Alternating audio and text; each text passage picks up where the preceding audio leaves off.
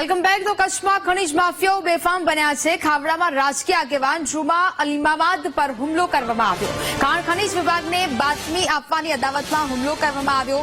ખનીજ વિભાગની ટીમ સામે જ જાહેરમાં હુમલો કર્યો છે। ખનીજ ચોરીની બાતમી આપી હોવાની માફિયાઓને શંકા હતી, જ્યારે કે ધ્રોબાણાના કાસમ સિદ્દીકે અન્ય વ્યક્તિ સાથે મળીને માર માર્યો છે।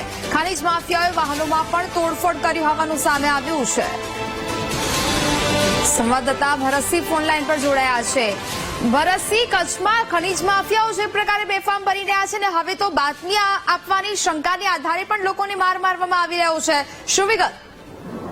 ખૂબ મહત્વપૂર્ણ છે કે જયારે કચ્છમાં ખનીજ માફિયાઓ બેફામ બન્યા હોય તે પ્રકારના દ્રશ્યો સામે આવ્યા છે। ખાસ કરીને તો જાગૃત નાગરિક દ્વારા જે રીતે ખનીજ માફિયાઓની બાતમી ખનીજ વિભાગને આપી હોવાની શંકાને આધારે જે આરોપીએ હુમલો કર્યો હતો ફરિયાદી પર, ખાણ ખનીજ ખાતાની ટીમની હાજરીમાં જ યુવાન પર હુમલો થયો હોવાની વાત સામે આવી રહી છે। ખાસ કરીને ભુજ નજીક આવેલા ધ્રોબાણા વિસ્તારમાં જે રેતી ચોરી અથવા તો ખનીજ ચોરી થતી હોવાની જે બાતમી આપીને બંદૂક રાખીને અભન સમા નામના યુવાન પર હુમલો કરવામાં આવ્યો છે।